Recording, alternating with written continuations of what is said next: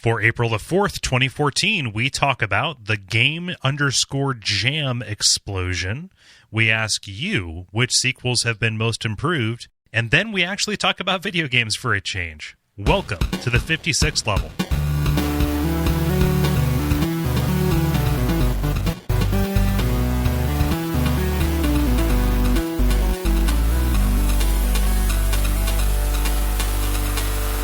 My name's Cole Ross. I'm Dennis Furia. I'm David Smith. I'm Ben Merkel. And you are listening to The Level. It's a podcast for people who love video games. It's number 56. Getting up there. Not significant at all until 75. It's a real slog. What is 75 traditionally like for comic books? Do they do like a gold edition or it's a platinum? I think it's clear. It's like cellophane. Huh. Yeah. Yeah, well, I mean, don't comics go in reverse? They start out with Golden Age, then they go to Silver Age, then... I think that is... Surfer Age. Yeah. Yeah, I think that is actually just like a way to say things get worse over time, which is totally not true, but yeah. Which totally makes our multiplayer prompt depressing. Who knows? People wrote in. But guys, I have a hashtag/meme about me. I'm trying to... Wait, I specifically for you. Specifically for me. I didn't start it. It was inspired by something that happened earlier tonight on my Dark Souls 2 stream. I was thinking out loud, saying, should I go back to the Emerald Herald and cash these souls in to level up before this boss fight? And I said, no, fuck it. And people just started writing hashtag Kole. Oh, that's amazing. In the chat. And I'm just narcissistic enough to be like, for as much as I hate YOLO, that's kind of funny. That's how you know you've arrived in life, when you have your own hashtag. Yeah, I know, right? Anybody can start a hashtag, but it takes a special man to have a facetious hashtag started about them. So we did it. He wept for there were no more lands to conquer. Colo. There we go. So what do we have in store for you tonight? We have some news. I know at least two of our stories are exceedingly negative, but we're going to try and keep a smile on. Can you hear the smile on my voice, guys? Mm-hmm. Yeah, no, this is my broadcaster voice. I'm smiling from ear to ear. I'm just picturing that's that. How smiles work? What's that? Is that how smiles work? Well, if you're the Joker. Yeah, I was going to say, I'm picturing this Joker-esque. Might be happy, might be getting my prostate probed kind of smile going on here. No, that's the trick. You gotta stand on the balls of your feet and smile when you talk. Mm-hmm. Yep. Wait, what is that the trick to? That is your prostate. That is the trick to sounding. That is the trick to sounding lively on microphone. Okay. Yeah. What if you're sitting? Creepy in person, but lively on my...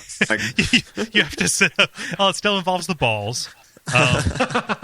Mwomp. That was terrible, you guys. I'm so sorry. Just want to start this over again. My name is Cole Ross. We already started over like 6 times. Yeah. So. Yeah. See, you hear that? My name's Cole Ross, as opposed to, my name's Cole Ross, and you are... Okay. So let me try this. Okay, so leaning balls on my feet and smile on my face. I'm Dennis Furia. I'm David Smith. I'm Ben Merkel. Hot diggity damn. It works. I'm gonna lean back here and just kind of frown a bit, and I'm Dennis Furia. I'm Dennis Furia. Okay. Possession What the heck voice. just happened? I was not smiling and on the balls of my feet. Yeah, no, it makes all the difference in the you world. became Batman? And then if I smile but I'm not on the balls of my feet, I get, I'm Dennis Furia? Yeah, no, your body's confused. It doesn't know which way to go.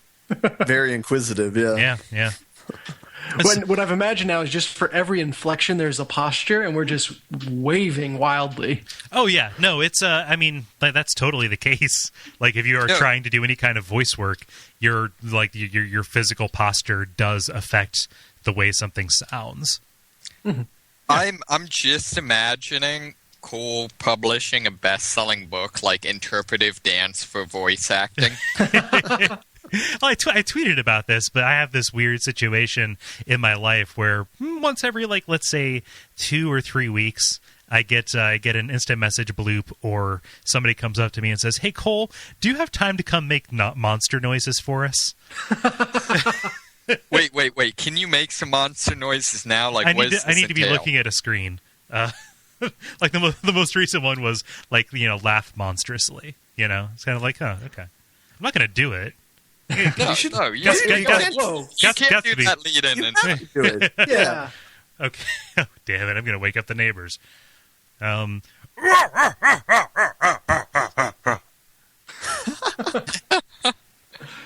pretty good. Maybe you could do a monster that is trying to be scary but really just wants to be understood.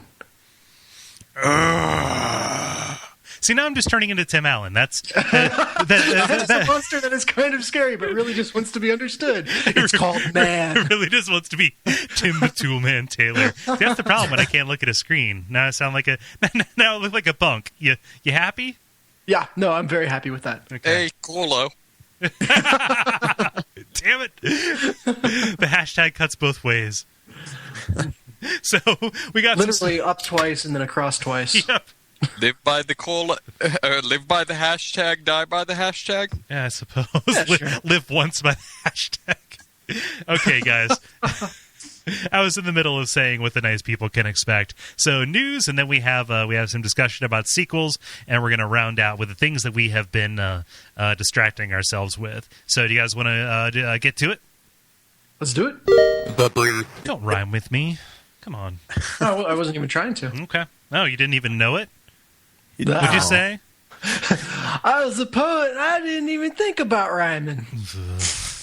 I hate us. No, I don't. So, oh man, what are we looking at here? This is the brief where we talk about things that are happening in this world around us, especially as regards video games. Does anybody want to volunteer their story to go first? Did you guys talk about Notch with the Oculus Rift last time? Yes, we did. We Only can for about an hour. Yeah. Like it was literally the only video game related thing that we talked about. But yeah, we did mention it just in kind of the broader virtual reality news, along with every other podcast. so go us. Yeah. Does anyone else feel like there's not a lot going on in console video games right now, since it's like the year where everyone's making games for the next consoles? I never stop feeling like that. Okay. Everyone's getting their feet under themselves vis-a-vis next gen. So yeah, and I kind of is it too early? Okay, so it's April. GDC was just here recently, but I didn't. That's not really a news event. Like, is it too soon to say that, like, maybe people are holding on to their stuff for E3? Because this is historically, like, after the March glut, kind of a slow time. Yeah. I mean, Titanfall was huge, and Dark Souls was huge within its significant niche. But that's not Diablo 3. I mean, I feel like, are we talking releases? I mean, releases are just stuff that's happening. Like, I don't know. So like to follow up on the Oculus thing, like I'll kind of piggyback on that. So shine on, you crazy diamonds in the video game at people sphere, I guess, because the CEO, or at least a spokesperson, company co-founder Palmer Luckey, came out and said, yep, we expected a negative reaction from people in the short term. But let me see here. We did not expect to be getting so many death threats and harassing phone calls that extended to our families. Oy. Yeah. We know we will prove ourselves with actions and not words, but this kind of shit is unwarranted, especially since it's impacting people who have nothing to do with Oculus. Yes, because truly the best way to protest a company that you feel violates your privacy is to call people up and threaten their family. Oh, yeah. Truly, that is not hypocritical at all. No, it's not. Well, I mean, it's kind of like, well, if they don't want us to pirate, if they're going to do pirate stuff, I'm going to pirate it anyway. Like, we're dealing with fucking children. And I know, we weren't like incredibly like gung ho about this thing. It was kind of a mixture between don't care and that's just a weird thing all around. Like that was our reaction, but like just people are every once in a while, and by every once in a while I mean probably let's say tri-weekly. Yeah, generously. Yeah, there's there's something that makes me think, man, this is when do bad neighbors become bad? When do bad neighbors become a bad neighborhood? Right? Like it is so just dispiriting to know that these people, not only share the same oxygen that I share, but like call themselves, like I don't call myself a gamer, so that's that's not the kind of thing. But like nominally to an outside observer, like we get lumped in with that. Simply because we stare at screens. See, I know. I've always had the theory that there's something where it's sort of like a person who's actually in any particular hobby, because they're part of the hobby, they know where to find the not crazy people and how to avoid the crazy people. Therefore, to someone in the hobby, they have a completely different image. Do you know kind of what I mean? Yeah, I mean, groups self-select. Only a shithead is going to tolerate the company of other shitheads. Right. Well, I guess like as example, like for me, like the image of like we kind of talked about this a little bit before, but like I'm really into shooting sports, stuff like that. But like the image of like the gun nut stereotype makes no sense to me, but because like everyone I've ever been around with guns has been like ultra responsible. But I recognize that that's because like I know enough about guns to not be around people that are idiots with guns. Yeah. And I feel like it's kind of the same way where it's like we know enough about video games in order to not be around people who are idiots about video games. Yeah, and like I would even argue that it's not that we know enough about video games. I would say that it's because we have enough like social and emotional intelligence. I don't want it to come across like a point of like superiority because like the no true gamer argument is the exact one they make. Like I guarantee that people, a good portion of these death threats probably came from people who are like, Facebook, they're selling the future of gaming to casuals. Blah. Die filthy casual scum is the mantra of a lot of this stuff, at least as far as I've seen on, the gamers.text thread, right? Yeah. Well, the one that surprised me actually, and not to bring up my my failed select shift story, but reading Notch's reason for not making the game, to a large degree, that's what it was like, Facebook isn't a gaming company, and like, games for Facebook generally don't work because like Facebook will change their interface in order to try to get more users. And then that'll mess up the game or whatever. Yeah, I'm not even convinced that like it's a matter of now only everybody's going to like. I think that's a fallacious argument that like Farmville in 3D. Like, yeah, so that's I don't know. Good. Let's just, if I can blend our stories, I think this creates a really, really interesting parallel with the whole game jam thing. Oh God, that went down. What a fucking nightmare. So, yeah, I'll give you the brief overview, and then I'll tell you how I think it connects very well to this whole Oculus Rift thing. We might camp out on this for a little while. Yeah, actually. But I think it's worth doing. First off, I think overall it's a very positive story. Oh, yeah. About the way the gaming community is kind of unified. So basically there was an idea pitch that said, hey, let's show what it's like to do a game jam and to make a game. There's a lot of drama there. There's a lot of excitement there. There's a lot of tension there. Let's do a reality show about it. There are creative and articulate people who it might be interesting to see their process. Not even the drama. Like the drama they saw it was manufactured. But continue. Well, yeah. I'm going to give you notes on your delivery of this story. Yeah. Sorry. Everything you say is wrong, but continue. But so these, I think it was about 15 indie developers or however many signed on.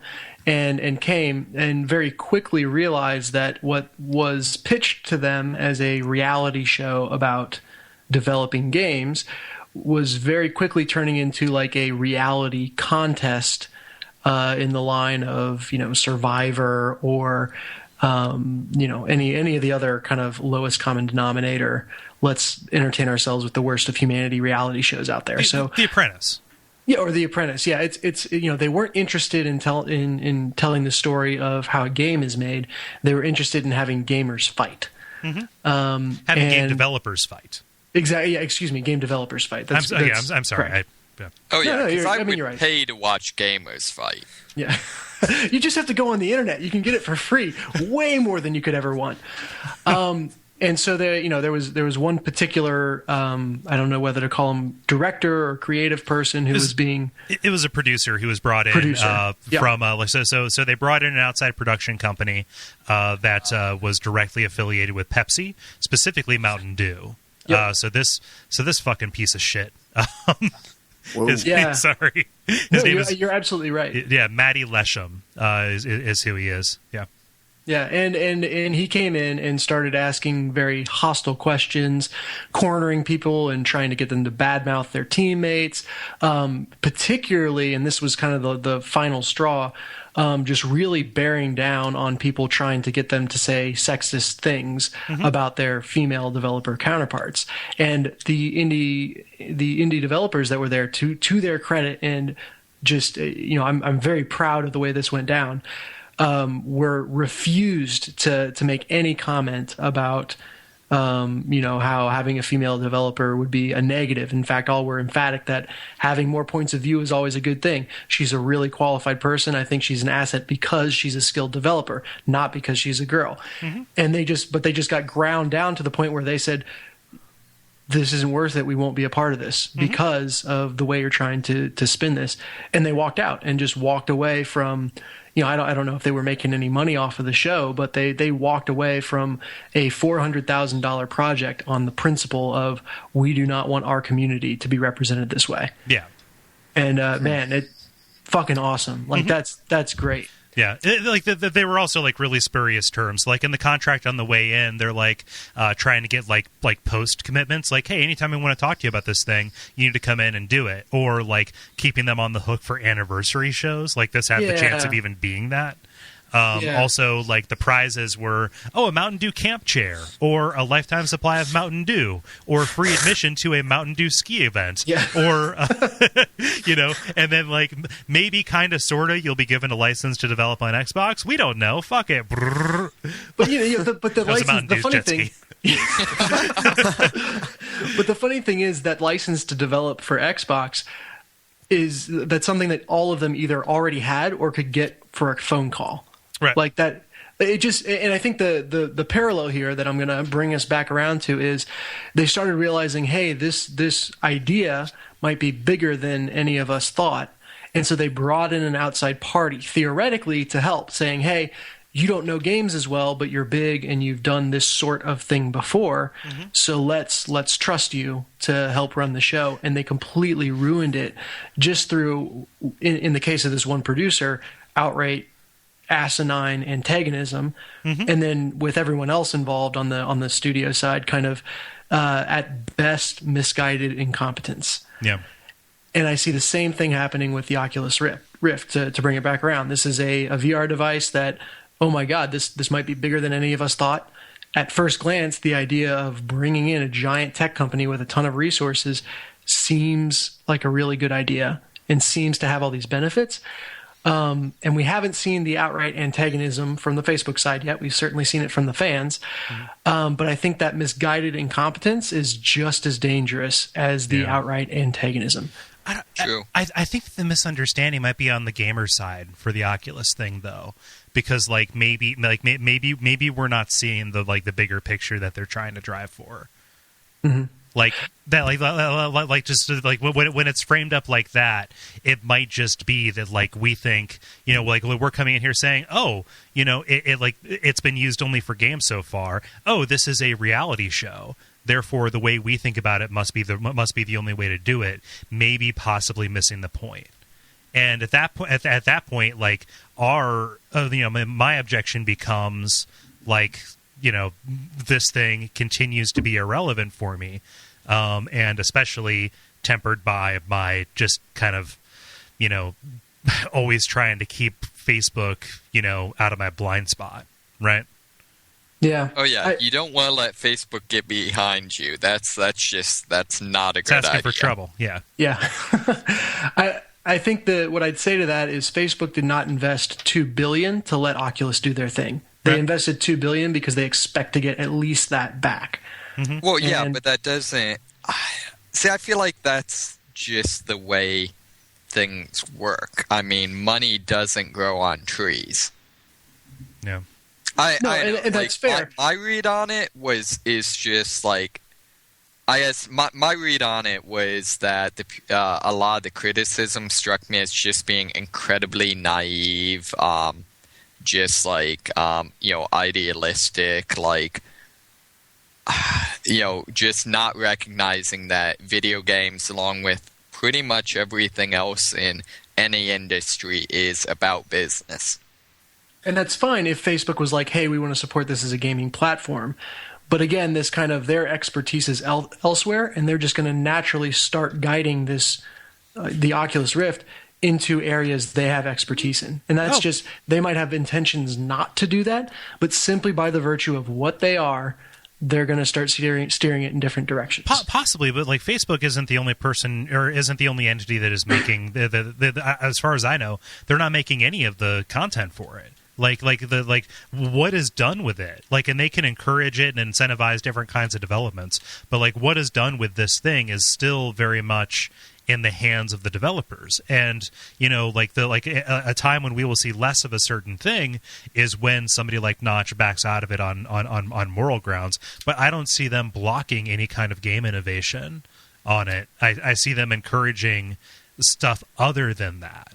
And trying to basically make it as big of a tent as possible, which possibly, dilutes its appeal because, like, there's not quite enough stuff on there for a gamer, and, it strapping a block of plastic to your face probably won't appeal to your little sister, Yeah. I know.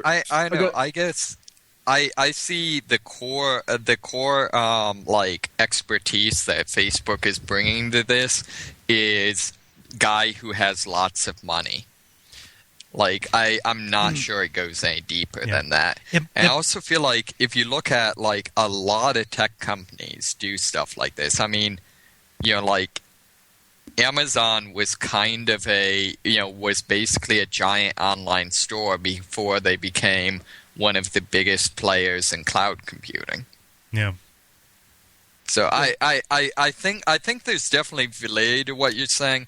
I just don't think that's the only way it could go down. Is kind of what I'm saying. Ben, you were cutting in with something there. Oh, I heard one interpretation. I was talking about this over the weekend, but one of my friends brought up the point that they also bought Instagram, and that didn't really receive any significant changes, and that this could be just a way for them to hedge their bets and make sure that Oculus Rift wouldn't be like the next Facebook for some reason, if that could ever, do that. Yeah. Yeah. And so I thought that was an interesting perspective as well. I mean, it's weird, because of my day job, the profession that keeps me under a roof. Like, I am constantly privy to people talking about, like, oh, what's the next big thing? What's the so and so? And like literally everything is about wearable computing. Is this yes? Is this Facebook's way of trying to get into wearable? Like that literally might be the only thing that they're buying here. That could be. Maybe. I think, like I said, whatever circumstances, you have to agree that the opportunity for that kind of misguided incompetence has gone from, has increased significantly due to the Facebook purchase. Yeah. See, I would actually say the opposite. I think nothing's more dangerous. I think what's really dangerous is a hyper idealistic, like, indie gamer. Okay, indie gamer or indie game developer? Like are you talking about like the rank and file people who are like, oh my gosh, they're going to talk about Thomas Was Alone today? Or are you talking about hey, can you quantify that? Good. I would say indie gamers, since they apparently make death threats on your family. I don't know that it's indie gamers. I think that it's, I don't know. I literally know nothing, and I'm speaking from a position of ignorance. But like, I was about ready to say, like, it kind of seems to me like just it would be people who are like core gamers. No true indie gamer would make death threats. I see. Yeah, exactly. So like, so that's why I tempered myself from saying that, because I have nothing to base that on but my own prejudices. So. Yeah, I guess what I'm saying is I think the biggest scenario where Oculus Rift fails is lack of business savvy, which is what Facebook can give them. Yeah. I guess I'm saying I think that failure due to lack of business savvy is much more likely, it seems to me, than failure due to like excessive business savvy. I don't know. Smart. Like cynical, like just like this. What I'm afraid of with Facebook is cynicism. Sure. Like like okay, like just all of a sudden everything is about the bottom line. It was always going to be about that anyway. Like, but just like crass. Just Facebook tends to make things crass, or things associated with Facebook are crass to my sensibilities. So that's what I'm afraid of them bringing to it. But. And where this could just me, I'm an incredibly crass person, so this could just be me like projecting that onto this. Mm-hmm. Yeah. So, I mean, talking about crass, I don't know if there's any argument to be made for the actions of this producer on the game jam thing. Yeah, no. I want to make sure we don't gloss over that in favor of Oculus Rift. I mean, it's trying to. It's just asinine, is what it is. Like, I don't even know if there's anything you can project onto it. Like, it's trying to take a group of people who are like in every aspect of their life, probably just like above this shit, and trying to bring this shit, whatever they're above, like to them. It's like, no, we're like over this. We're not employees at EA, so we don't have like sexism problems. Like, it's kind of like whatever. Like, we're just here to get the work done, because it was advertised as a game jam, which is, okay, let's sit down and, like, buckle this up and actually, like, make something. Yeah. And, like, you have a guy coming in with an air horn, like, burp, game trailer challenge, make a diorama that explains the appeal of your game in 5 minutes. Go, go, go. Winner gets a Mountain Dew can cozy. It's like, cool, dude. I'll keep working on my game. You guys can fight over the cozy. Yeah, it's like we're trying to get something done here, and you're asking me if I think we have an advantage because we have a cute girl on our side, and you're asking the other guy, do you feel like you have an advantage because you don't have a girl on your team? It's like like. Yeah, it seems like I don't know.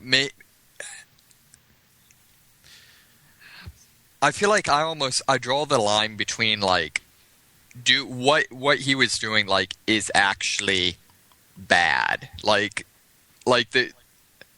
Oh, it hurts humanity. Yeah. Yeah. What I mean, it's like I can kind of differentiate, or it crosses a line between just like, hey, this is just an asinine dumb thing to do, just like trying to like. Make crappy reality TV out of people actually trying to make a game, versus like actually being harmfully like trying to promote cause sexism. You know what I mean? Yeah. I have to say. Oh, go ahead. I guess there's a difference between being like actively negative in what you're doing versus just passively. I don't know. Again, if it falls down to crassness, it doesn't matter what his intention was. He was still trying to bait people using these like ignorant stances, right? Yeah. Like at the worst, it's ignorance, and like there's almost no excuse for that. Yeah. Yeah. And I have to say, I felt a ping of pride when I look at the landscape of everything that's come before, and I say, so they pulled this shit with, Survivor, and everyone put up with it. They pulled this shit with The Bachelor. They did it with Love, and everyone put up with it. They do it with, fashion design. People put up with it. They do it with cooking and several different shows, and they put up with it. And then they tried to do it to game development. And those are the people who said, fuck you guys, we're not going to do that. Well, do you want to know what the difference in all those groups is? Like, except maybe the chefs? Video games are better than love. No. That's a good joke. However, the difference is none of those groups, except for the indie game developers, are professionals. Like, maybe the chefs, right? But even still, you have Yahoo who picks up the knife and puts barbecue on sushi, and all of a sudden he's Guy Fieri, right? So it's like you're talking to people here to get a job done, not like to win, not like to like conquer somebody. It's to like make something that you feel comfortable showing to the world, and you walk into it wide-eyed, expecting to be able to show that process and make something you're proud of. Not be stressed out so far that you don't have anything to tap into. Not to be like distracted or drawn into petty squabbles, or to have your talent belittled because of what you got between your legs. Like, it's fucking bullshit. And no professional should have to put up with that in any environment, let alone an environment that is being automatically, designed to be hostile to you. Yeah, what amazes me... Oh, go ahead. I just, especially, you talk about being professional, especially in, if you read anything about, how video games are developed, and this is true of software in general, but especially video games are just, such team, processes. Mm-hmm. You look at, for some reason I decide to actually watch the credits of, Saints Row the Third, and there's 300 people who worked on that. Oh, for real? So I mean, especially with, this is especially an industry where the people are going to know how to work with people. Yeah. And even indie developers, you never have somebody who's just a lone wolf. This isn't fucking 1980. You don't have people distributing their games on, in Ziploc bags at corner stores. These are people who are used to collaborating. And there's going to be some, drama and and that would be interesting to have a genuine place to see how those decisions get made. It would be awesome to see that, but it's just such a mismatch it's a mismatch of mediums, right, or media, because I think that this is the same reason we're not going to get a good broadcast television game award show. It's the reason why gaming is equivalent of the of the Oscars, whether that's the IGF or whether that's the stuff that's handed out at GDC or DICE. That will never become a televised event, because televising it turns it into the Spike VGAs. Yeah. So here's the frustrating thing to me is I don't even think it's inherent in this in the medium of reality TV that this thing was going to implode, because two shows come to mind. There's Biggest Loser and then So You Think You Can Dance. Ugh. Both of those. Oh no, hold on. Stick with me here. Both of those are shows that they're competitions. They've got the whole gamey side to them, but they are incredibly positive in the way that they attack it. And, they focus very much on the accomplishments and, overcoming adversity and, improving yourself. Just overall have a very positive demeanor to them versus the kind of lowest bottom of the barrel stuff that you see on true TV. And so I have seen examples, maybe, game development is not suited to it inherently, but I've seen examples of other things where, in the case of So You Think You Can Dance, they are professionals that are coming to the show for the most part, that, are able to come together and have a competition and still advance their art form in a very positive way. Mm-hmm. And somehow, and again, it's just the people who came to this said, oh, it's gaming. I don't know that, so I'm going to assume that there's not enough substance there to do it positively. I'm going to try to take it negative. Yeah. So that's just bewildering to me, because there are examples of positive reality TV and positive reality TV contests that have been very successful. Yeah. And again, I just, and I'm sounding like a broken record, but I come back to this, just the lack of familiarity with what they were dealing with was the Achilles heel of this whole project. Yeah. And, at the risk of dragging this conversation out for longer. There's nothing else going on in the news. So. I said, well, I mean, Ben might have something. But, he hasn't spoken yet. I'm going to have to take your word because I haven't seen those. I have my own problems with The Biggest Loser. But I look at something like Kitchen Nightmares, right? Gordon Ramsay, seems like a pretty solid dude, if not a little bit angry, but he's there to help, right? Mm-hmm. You look at the BBC version compared to the American version, and it is night and day because of taking this show about turning a small business around and adapting it. It's pretty much the same subject matter, but making it about the quick cuts and the sound effects and this dude screaming and cutting away kind of the positive parts of if you don't do this, your business is going to fail in 2 months. Right, and taking away kind of that by taking that part of the show away, which is why I watched the British version, to see people turn their lives around, or to watch them be really stubborn and refuse to fix themselves. And it's okay, we tried to help you, but oh well. And then to see American reality television, which really sets the standard, tropes applied to it that turns it into something entirely different. Yeah. Yeah. Blah. I did like the episode where he just told the viewers don't eat at this restaurant. Well, yeah, because they had rotting food. Oh no, the one I was thinking of was the one where the people the owners confiscated all tips. Oh yeah, you're talking about Amy's Bakery. Oh, was that one? Yeah, that was a good one. So, if you're going to watch reality TV, where you owe it to yourself in general, you owe it to yourself to watch Whisker Wars. It's on Netflix. Beers?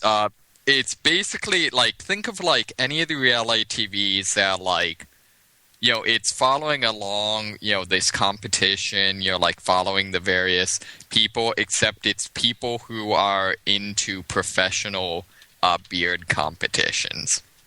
Riveting. It's actually, truly, you can watch it in, a night. It was, on, 2 seasons. It's fairly short. It's actually really kind of interesting. So, let's... I guess the one thing I want to say to cap it off before we get to Ben, if he has a story, I don't want to lose the fact that I think, there was a lot of shit that swirled around on this thing, but ultimately it is a positive story, and like I said, I came away kind of proud with how things turned out. Yeah. Now, so it's... Yeah. Were these people that, were these big name people, have they done games that I would recognize, or? Yeah. So the biggest one that you're probably going to recognize is Davey Wreden, who was a developer on the Stanley Parable. I think one of the main guys behind it. Zoe Quinn, the aforementioned. She's a girl developer. She's either an asset or a liability. Let's call attention to her. She did Depression Quest, which is an amazing Twine game. And then there's Robin Arnott and Adriel Wallach, who did games that I'm aware of but haven't played, called Sound Self and Candescent, respectively. So, these are, relatively big. They're not we made Portal, but they're, names that are known, right? Just because this would be particularly unfortunate if this was, someone's potential breakout thing. Oh, yeah. That just got destroyed. Mm-hmm. So, to a certain degree, it's kind of I'm glad it happened to these people. Does that make sense? I mean, maybe. At that level, any kind of exposure is going to be a break. True, but I mean, it's at least people that, when they walked away from this, weren't potentially being okay, now I'm not going to get, or at least are less likely to it to be, now I'm not going to get to make my game at all. Yeah. Well, it's kind of funny because they probably, by walking away from this, got more cred than they would have if they stuck it through. Mm-hmm. That's true. Yeah. Speaking of walking away from it, I want to hear predictions. Do you think this will end the Microsoft Mountain Dew partnership? I don't know. No, I think I don't think so. Dude, if Microsoft wants to put everything right, well, no, I won't say that. But if Microsoft wants to earn a lot of points in my eyes, I could see them saying, "Hey, we heard about the crap you guys were pulling on this, and we're not cool with that." Yeah, that would be. I mean, again, for like crass, like marketing type thing, that actually would be kind of. I know that seems way too savvy for Microsoft. Yeah, doing the right and savvy thing, that's not Microsoft. But like that beverage money is oh so sweet. Just like way too sweet. Like, why do you have that beverage money in your mouth? Spit it out. Yeah. Yeah. It's going to give you a cavity. Yeah, no, that beverage money is killing Kentucky. You realize that, right? What? Oh, yeah. Well, at least their teeth. Yeah. Ben. Followed by their people. Ben, do you have a story? I do. So I should have laughed earlier. Let me send it to you. I was surprised we didn't cover this, but maybe not. I don't know. Arkham Origins is having a DLC with Mr. Freeze. I'm pretty sure I haven't talked about this. I don't think I've talked about this. it's come up maybe once or so before. Okay. Yeah. As a side note, please do not spoil the previous Mr. Freeze fight that is apparently amazing. Yep, I okay. will not, because this is a prequel. Okay. I will spoil it in the future. Yeah, that's right. Yeah, I don't know. I don't know if I'm going to get it or not, but I just thought I'd draw attention to it. It's coming out end of April, so within the month. Yeah. So. I bought Arkham Origins over the weekend because the Square Enix was running a deal. I think it was like $10. Okay. I was like, I picked up all the other Arkham games to get them on my... So basically, every Steam sale becomes an opportunity for me to replace a game that I own on Xbox. Yes. I don't just like if I have the opportunity to like to hawk that up into Cleed, then I'm going to do that. So Yeah. But it's Arkham Origins, Cold Heart. I wonder if they're gonna so it pulls from the TV series, from the animated series. I wonder if they're going to try and make it similar to the one from City, right? I don't know. I don't know. Well, yeah. There's just a teaser trailer out, I believe. My cursory Googling has only revealed that. So Okay. It's exciting. It's always good to see a good thing get more good stuff. Well, I guess Arkham Origins was an okay thing. Get hopefully good stuff. that wasn't good. good. I'm just going to strike that. I'm just going to strike that sentence. Yeah, yeah. This is just a thing.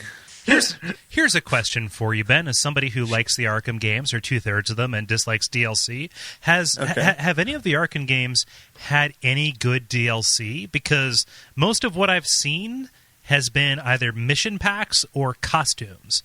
And as cool as it would be to run around as Batman from Batman Beyond, I don't see that as being like a thing that makes me hope that a mission for this game would be any good. Yeah. I don't know if there was a DLC for the first game. I know with the second one there was like a Harley Quinn DLC where you did a mission as her.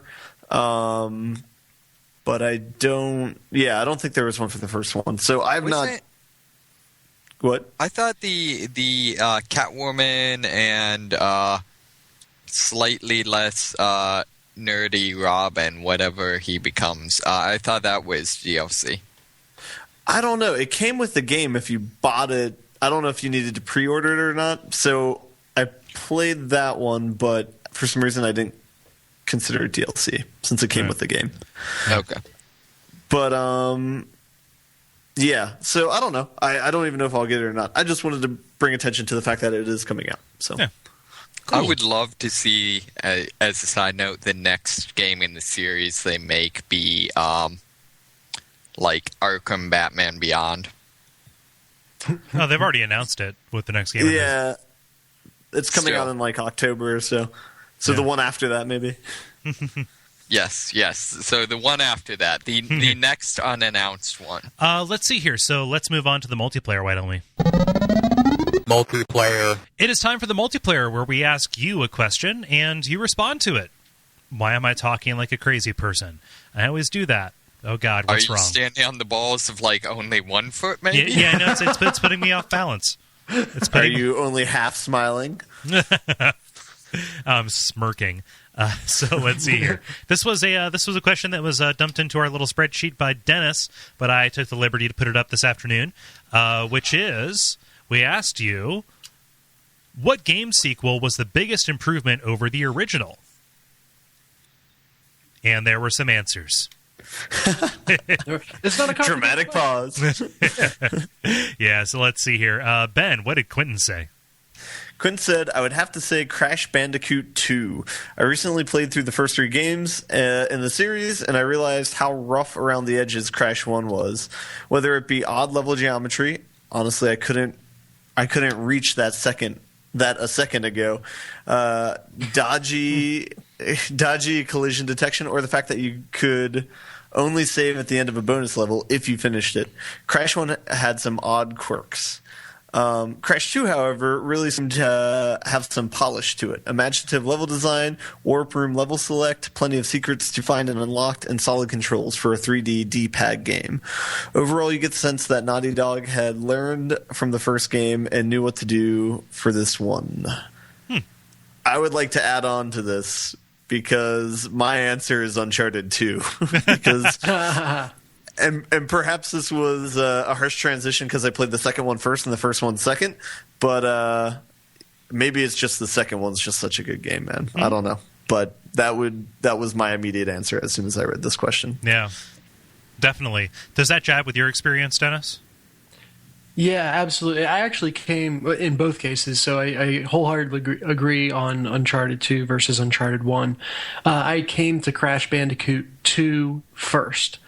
So that was the first game in the series that I played, and then went and found the first one thinking to be more of the same, and it was definitely a big step back. He's basically a Dorito man, so graphically it is a hard step back, and then there is lots of just weird stuff with the game.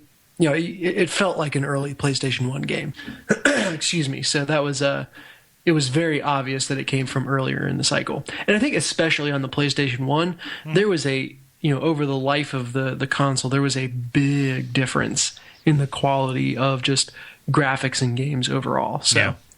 It was very apparent in the Crash Bandicoot series. I've never played Warped or any of the later ones, so yeah. I hear I'd be interested to see. I've heard so, yeah. Huh. It'd be impossible to play now, but...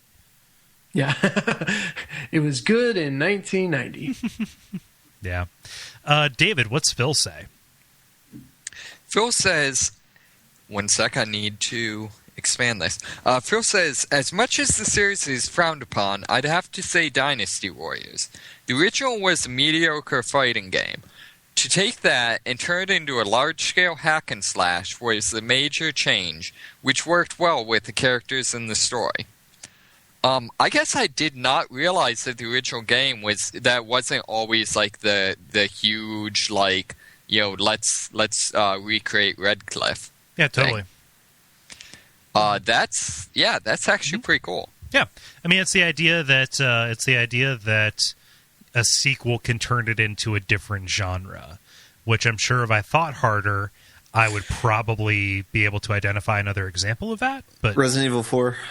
Yes, that's probably true. I was going to say almost like Resident Evil 2 as well, because that was more action-oriented than the first one, but 4 definitely changed the tenor and set the series on a different track.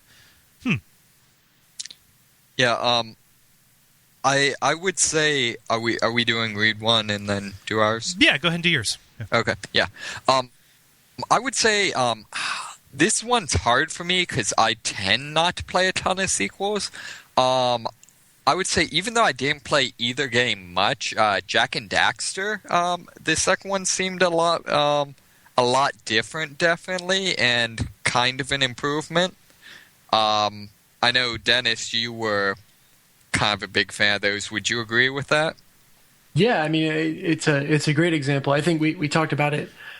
Man, I don't know what's up with my throat. We talked about either last week or 2 weeks ago just how the Jak 2 exceeds my expectations in so many ways the first time I played it, and those expectations were set by Jak 1. So it manages to keep the core gameplay elements that were good while adding a whole bunch of other great stuff. So I'm noticing a pattern with Naughty Dog games. yeah, right. Yeah. I love the second game. So, dude, I can't imagine what the second Last of Us is going to be. So, the other one that comes to mind for me, and this is sort of weird because to a large degree it could be considered kind of a continuation of the first, was Max Payne 2. I don't know if any of you guys played it, but they're both pretty good. Both really good games. But the first Max Payne game was just it was much too difficult for its own good, and particularly it tended to be difficult in very finicky ways. Whereas the second one made you much more powerful, particularly in terms of its bullet time. It was just a lot more fun. And it was sort of one of those things where when it didn't constantly make you, when it gave you more to play with, you actually played with what you had smarter. It also did a really good job of riffing off of a lot of the elements of the previous games, or the previous game, and used that to make its storyline better. So. Yeah, I can see that. I've never played it, but I've heard very similar things. Yeah, it's excellent. Yeah. Moving on here, Murph said, "Have you ever seen Street Fighter 1?" Yeah, that's a good point. Yeah, that might be the best example, actually. Didn't we talk about, I forget what context it was in. I can't remember if I was listening to the conversation or participating in it, but it had analog sensitive buttons that were depending on how. Yeah, we were talking about unique control methods. Yeah, there we go. Yep. Yeah, and people were talking about the analog puffy buttons. Nice. Well, and wasn't Street Fighter 1 all you versus the computer? Yes. Wow. At least so far as I saw. I'm looking at the cabinets right now. Let me see here. No, they have two input things. So see, I thought it was two players, but it was always still you guys versus the computer. Maybe I'm wrong. I don't know. Yeah, so I've not done enough research on it to know, but I did I did watch a YouTube video of it, and yeah, it is a janky mess. Yeah, it's real bad. I mean, to follow the pattern, I'll do mine.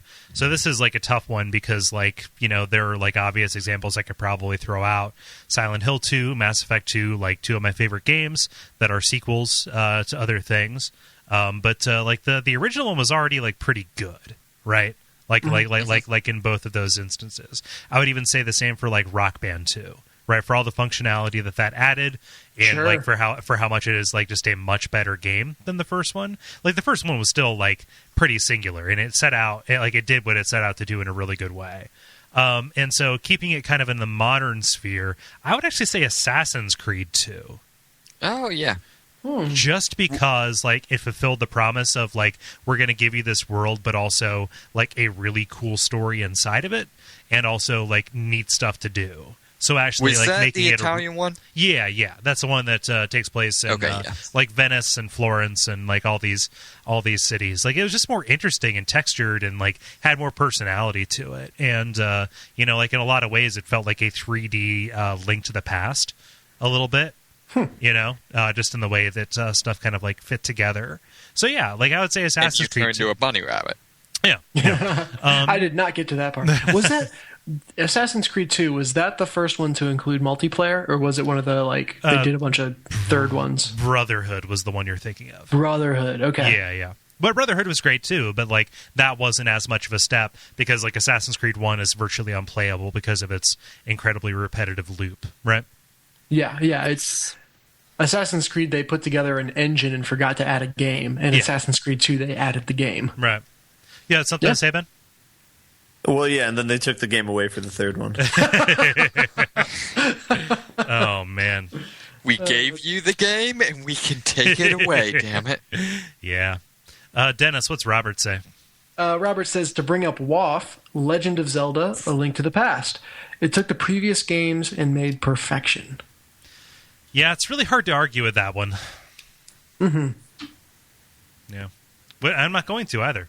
There's a whole episode dedicated to that if you want to shuffle on over to WAF. Yeah. Am I correct? That's the bunny rabbit one, Yeah. correct? Okay, good.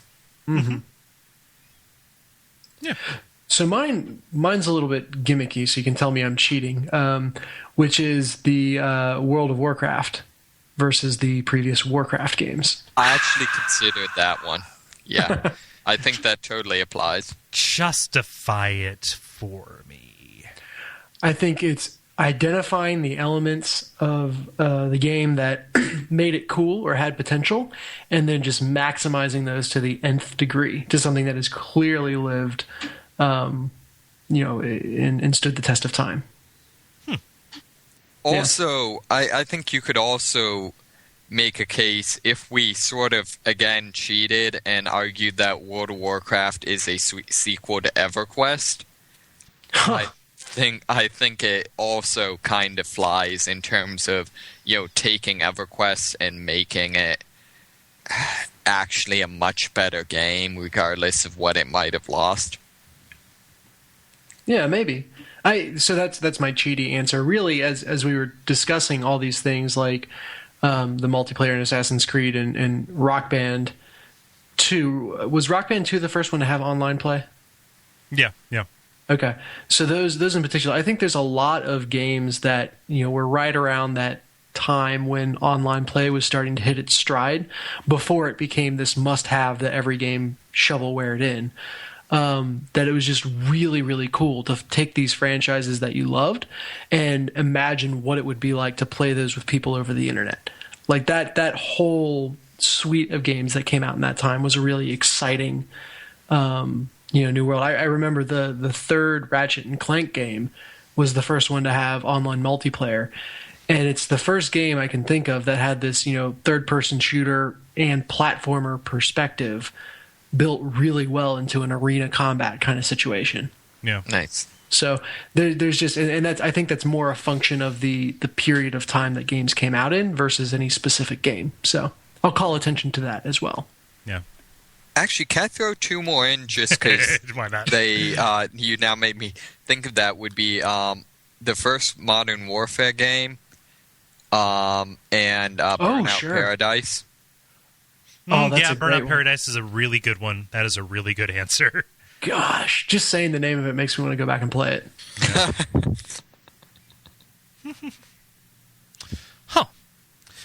Yeah, so we have a dangling one here, and let's see here. Who was the first one to go? I forget.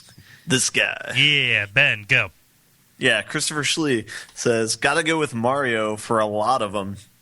Super Mario Bros. 3 and Super Mario World tie for being leagues better than the original, or perhaps streets ahead, if you will. When it comes to the Mario RPG style games, I love Paper Mario series, including Super Paper Mario on the Wii.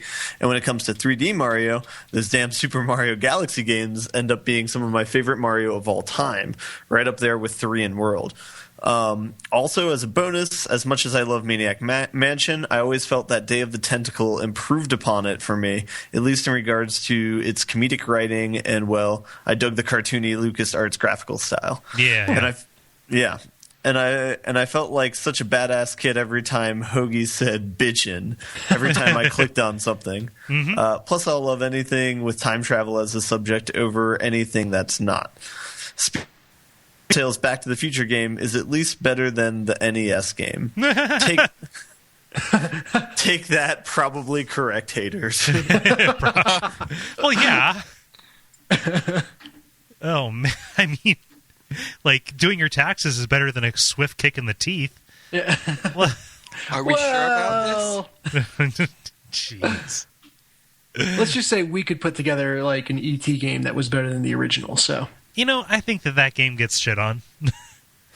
yeah, I know nothing about it. I just know it's bad. Yes, and that's exactly the problem. Yeah. People think, the Friday the 13th game is bad.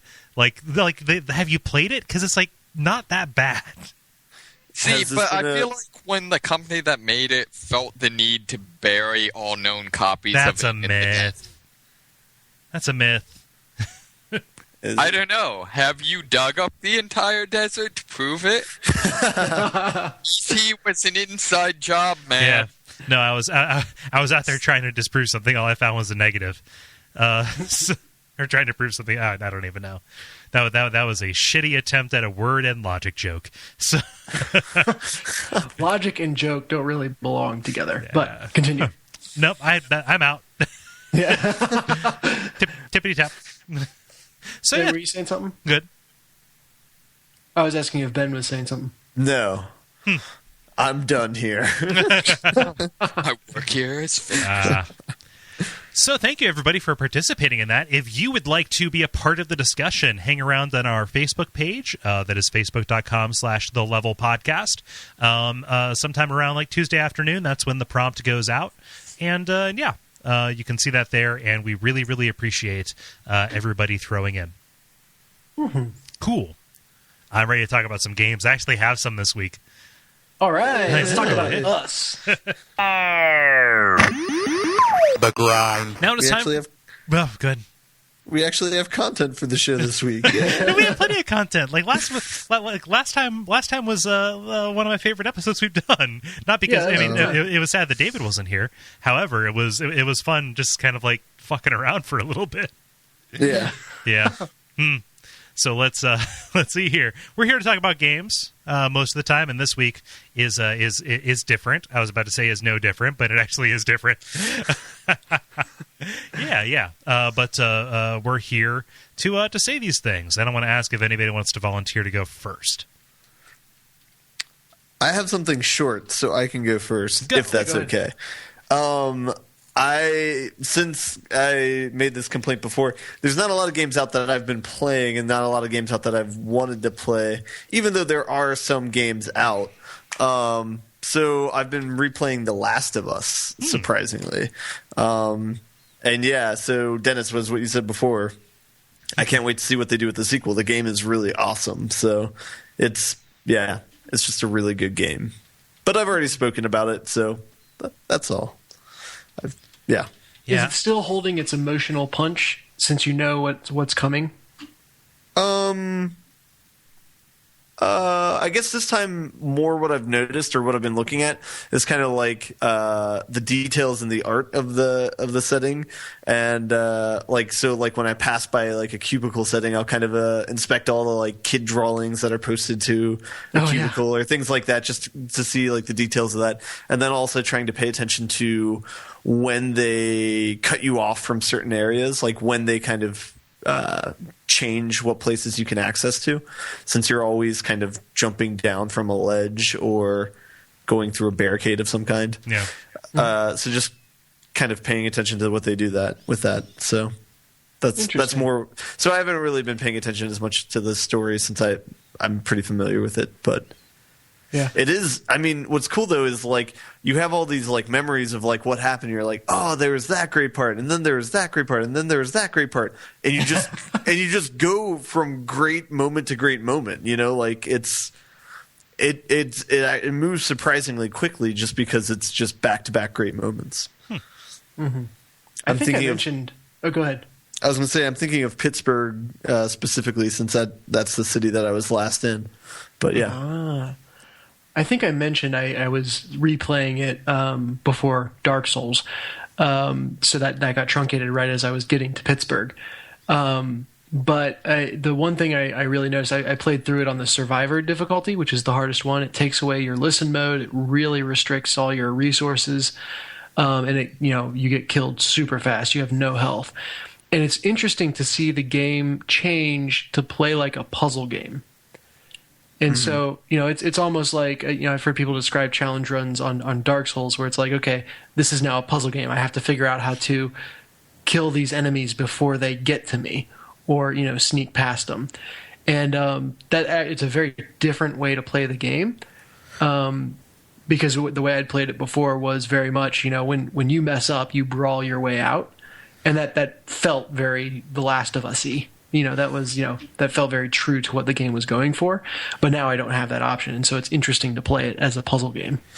Yeah, is it now like a throw bricks and glass bottles puzzle game where it's like how to get them over in one corner so you can run around them and hope they don't see you? Yeah, exactly. Okay. Which just makes it very obvious how oblivious enemies are to your AI partners. Yeah, yeah. But they're not really a factor anyway. Yeah, exactly. Yeah. So what have you guys been playing? I will go because I have 4, but some of them are pretty small. Nice. Yeah. So I went on kind of a kick. So I've revamped my my backlog strategy. So again, yeah. So I decided the old way wasn't getting anything done. Wasn't really sane. So I decided the more sane thing to do would be to attach things to walls. Oh, of course. Yeah, everyone knows that. Yeah, right? That shows mental soundness. No. So, like, I'm not motivated by seeing a stack get smaller, I guess. Or so here's the theory, the hypothesis, right? Mm-hmm. I might not be motivated by watching a stack get smaller because the stack is so big. However, watching a stack get bigger, or a collection of things get bigger, i.e. the list of games I've completed, might actually motivate me. Like, you got to post more up on the wall, right? So, in my apartment, there is one long hallway, and one side of it is concrete, painted concrete. It's not like I'm living in a basement. But it's concrete, so there's nothing I can do with it aside, actually like putting up any kind of art. However, I do have index cards and I have Scotch tape. So I've looked at the games I've beaten this year, and I've pulled out the cards from their respective places, and I just have a 2014 column, and every time I beat something, I'm going to put it up on the wall. Nice. Yeah. So then basically your wall is going to end up looking like some conspiracy theory-esque thing. Like I said, the only sane man in the room. Yeah. You just need to get like twine and like connect random games. Oh yeah. So you're doing it with just the index card. You're not using like an image of the box art or anything like that. Just the index card. Uh-huh. Yeah.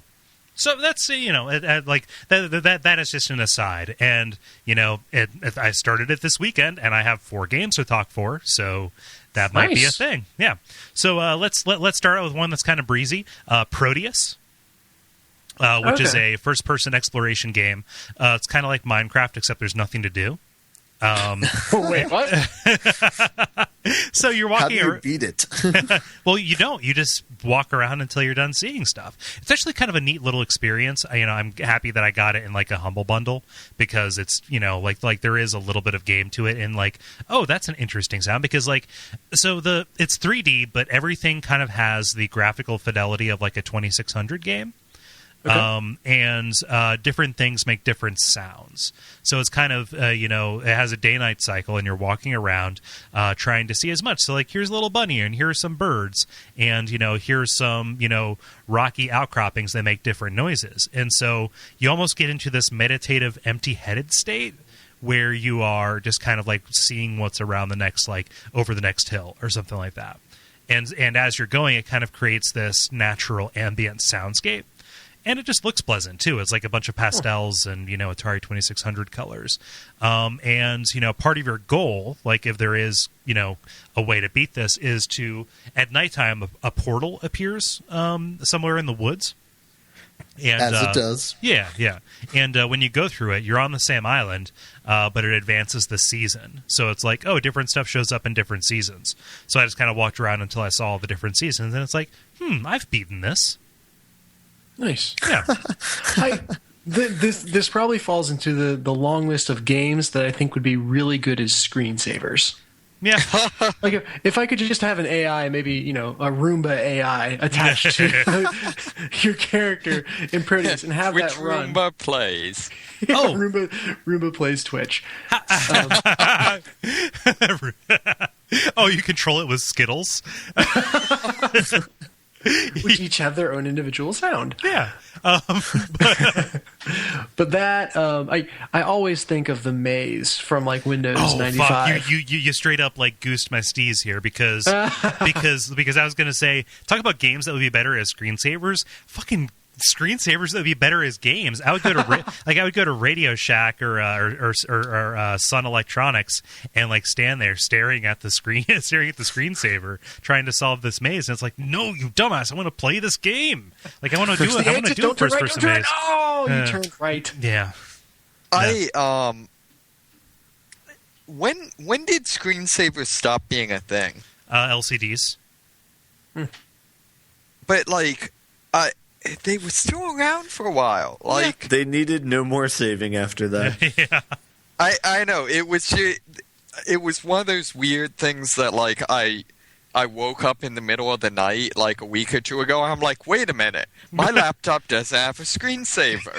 Oh no. I've been living so dangerously. That was funny. Yeah. I've also thought it'd be interesting if you could just get like, I mean, now that Twitch is a thing, just get a stream of, like the, most recent kills in Titanfall or something. Which again, screensavers aren't really a thing anymore. But I'd be interested just to have that on a little window somewhere. I would just find that so incredibly distracting. Well, yeah, I mean that's what screensavers were too. I suppose. Look at those toasters. At the ball, it's going to hit the corner. Oh, it hit the corner perfectly. Yes. Only 5 hours until it does it again. So like Proteus, you probably have it because it was in a bundle. Like I would say, listen, like dedicate your attention to it for as long as you hold it can hold your attention, and then just feel happy putting it away because exactly as much is there as is on the surface. So it's an interesting little experiment. Yeah. Second one, talking about interesting little experiments, Flappy Golf. For what? Flappy Golf. So it is from the developers of Super Stickman Golf. Super sweet, right?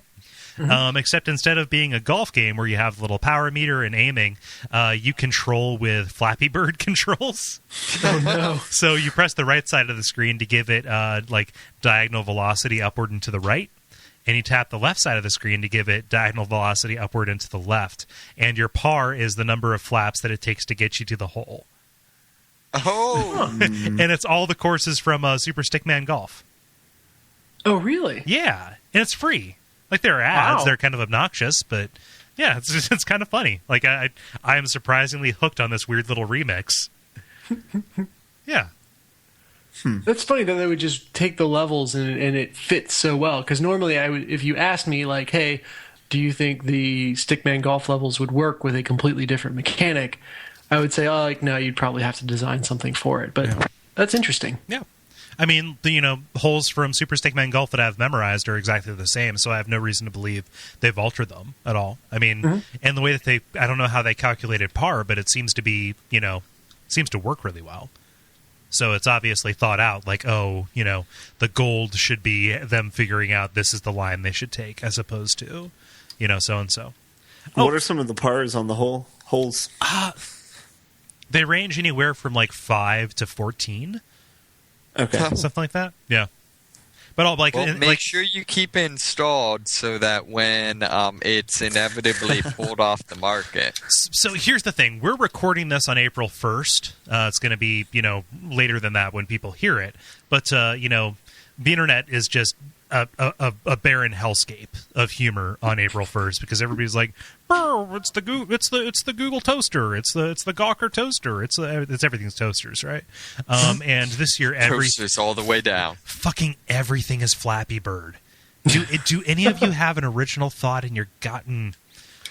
I really liked EA's April Fool's Day joke. What was Which that? was? We're going to develop games for Wii U. That was that truly was their April Fool's Day joke. Ooh, cut. That is mean-spirited. I don't know. Kitty I got thought it claws. was funny. Wow. They've apparently apologized, but I thought it was that funny. can't be good for their relationship with Nintendo. What's I left don't know. of it. Maybe that's kind of what Nintendo needs to hear is quit putting out dumb systems. But That's a wake up. I don't know. So yeah, Flappy Golf, it's neat for free, whatever. Also play Super Stickman Golf because that game is sweet. So wait, I'm now confused. Is April Fool's joke or is real thing? Is real thing. Okay. No. I was grousing because like Sega's was Flappy Bird and Blizzard's was Flappy Bird. It was just A, stop doing April Fools because it is literally a thing for babies, and B, like it just the first thing that you think of. I'm guilty of this. I'm guilty of using the first thing I think of in a lot of places. But like you can tell that like the first thing a lot of people thought of was Flappy Bird, and that's what they went with. There was no depth of thought to it. Yeah. I did enjoy also the ministry I'm involved with on campus. They have like their thing that's like their big like 4 points. That's like reading scripture. Like their whatever their things. They sent out a press release that they added a 5th point, which was playing Ultimate Frisbee as a central way to connect with God. I thought that was kind of funny. That's college. Yeah. Huh. Good. I was going to say, I don't know how to do April Fool's jokes without being incredibly dark. I'm like, if I can't, I think some people on the podcast hate the New Girl, but it's like Winston from New Girl, who just doesn't know how to do pranks without going either way too over the top or way too dark. But my best April Fool's pranks have all had, I think, Jen ready to drive to the hospital to like bail me out. And me going like, I don't want to ruin your April Fool's, babe. And her being like, no, I'm on my way. It'll be okay. I'm like, babe, I don't want to ruin your April Fool's. I'll be fine. It's April Fool's. No, I'm on my way. Okay, maybe I need to stop doing this. Like maybe that's not the thing to joke about. Yeah, so I need to. I have abstained again, also because it is a thing for babies. But I have abstained this year because Jen, honey, I'm pregnant. Yeah, like that should be your joke. Like, I wonder to have a baby. How many people find out that they're pregnant on April Fool's Day? Oh, like a statistically like significant number, I suppose. Yeah. Interesting. Yeah. So moving on to the third one here, and this might be like the rare example of a game that I actually like straight up hate. Ooh. Not even flawed in an interesting way. I would say that. And okay, so it's an iOS game, and I'm sorry to like dump those in. I know that's a pet peeve for people who listen to video game podcasts. All they talk about is iOS games. That's not the case for us, but I have 2 of them. Deal with it. I'm so sorry, but this one is. Those 2 statements don't work. You deal with it, and I'm so sorry. Don't belong next to each other. With all due respect, Kole. It's a way of life, you guys. I'm not trying to force it, but the scriptures are being drafted. No, please don't draft those scriptures. I am very, very afraid to see what somebody would come up with for Kole. And yet you have to know. God, no, I don't want. Sorry, go ahead. Yeah. Go ahead. No, so it's a game for iOS called Sometimes You Die. Okay. And like on its prepare for it. On its surface, like it seems okay, right? So it's a platformer, like a puzzle platformer. It kind of mimics Limbo a little bit too much with its soft focus and monochrome black and white kind of thing.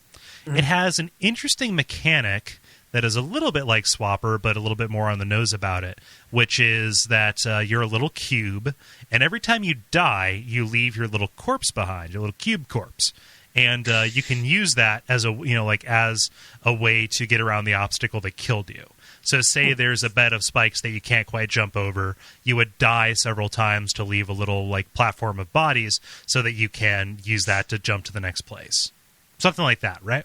Okay, sounds good. Okay, so there it is. And if it was just that, if it was just kind of like, here's this thing, dying matters because it changes the environment in a non-trivial way, and you have to use that would be perfectly fine. However, it is possibly the most obnoxious and confrontational, and I would say almost like junior high, like oh man, this is a thing people do in video games, is talk about how crazy video games are. Like art like semi-artistic, pseudo-artistic tone, which is like, isn't it fucked up that you're dying? What are you doing this for? To see a number at the end? Have you thought about those cubes? Have you thought about your life? Maybe I'm manipulating you. Maybe I'm making it so you can die. Maybe I'm making it so you have to die. And like, it tells it in an interesting way because each of like the 9 like worlds has like a theme that is overlaid on top of it. Not overlaid on top of it, but like, like it has a different name. And like in the background, there are like there's like this big collection of letters. And as you go from screen to screen, like new ones are highlighted to make words. So it's like a word search that like reads off one of these sentences, which again would be fine if it wasn't like straight up like the Stanley Parable, except, the Stanley Parable was actually thought-provoking, and this is more like, it's weird that we consider death to be trivial. Think about what you're doing. And I feel bad because somebody like worked really hard to make this game, but it's just so tone-deaf that like I have to like bring this to bear and say, like, there's a way to do games about games, like, right? Again, the Stanley Parable, okay? Or Spec Ops, right? Like even sure. Spec Ops got like leaned a little bit too far, but that had enough pathos and like it leaned into it and said like, oh, like, here's what happens when you inhabit the heart of darkness, right? Yeah. But like this is like, it's almost like it's pure wood paneling. Like they're like it has a semblance of an idea behind it, and I feel almost insulted because I don't think it earned what it was doing because it came right out the gate. It was like straight. It was like a straight pitch from beginning to end. And that was just a real bummer. I draw skulls on my Trapper Keeper. Yeah. I'm going to throw it away. It doesn't matter. Yeah. So like, and it like there's some interesting payoff. Like, there's the refrain is, are you doing this to see a number? Are you doing this to see a number? And then at the end it says, oh, you died 288 times. Think about it.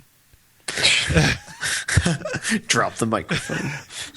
That's my new thing. I'm just going to add "think about it" to the end of new phrases. Yeah. Think about it. Kole. Think about it. Yeah.